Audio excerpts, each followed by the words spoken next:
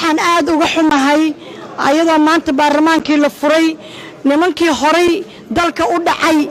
oo dalka u cunay oo wasiirada ahaa inay maanta hor istaageen baarlamaanka furitaankiisii ee mooryaan noqdeen marka mooryaan baarlamaanka kama shaqaynayo wax ciidan hoo yimidna ma jiro waa beentood maleeshiyaad waxay ku sheegeen xildhibaanada qaranka Soomaaliyeed ee golaha shacabka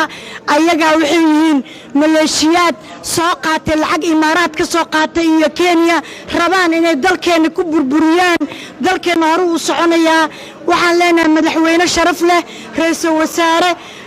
kala dambeyn iyo dastuur baan leenahay waxaan ognahay inuu daraad iscasilay maalin dhaweyd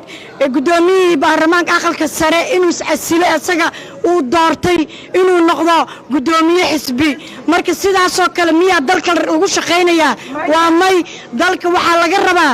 in ummadda Soomaaliyeed arkaan in dastuurkiina la burburinayo sharci darro lagu shaqeynayo in la arkaan la rabaa nimankii hore wasiiradu ahaa oo aan ognahay oo fariistay maanta muxuu ahaa ragii kuraastoodii gudoomiyaasha nidaamyaasha kuraastooda ragga fariistay waa ragga hore u xaday dalka wasiirada ka ahaa ciidanka lacagtooda dhacay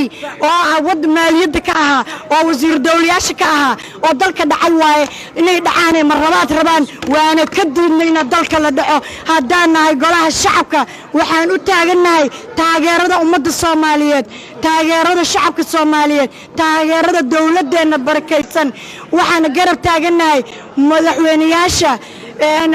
koonfur galbeed galmudug hirshabeelle iyo gudoomiyaha gobolka banaadir madaxweynaheena uu hogaaminayo iyo ra'iisul wasaaraha sharafta leh ayaan garab taaganahay sharci darro wadanka lagu hogaamin karo laguna shaqeyn karo waxaan rabnaa kaliya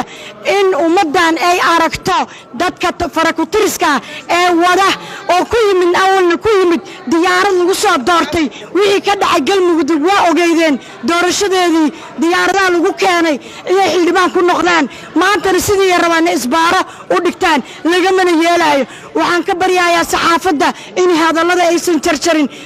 ayaga laftirkooda marqaati baa ka tihiin inaysan ciidan joogin baarlamaanka gudoomiyaha baarlamaanka lagu gaari doonay oo la gacan saari karay oo la dili gaaray madaxweyne gudoomiyaha baarlamaanka ragga sidaas u dhaqmay miyay ahaan karaan shacab ma matali karaan dagaal bay rabaan waxay dhacaanay rabaan waxay xaraanay rabaan loomana haayo waa diiday madaxweynaha wax la xado waa diiday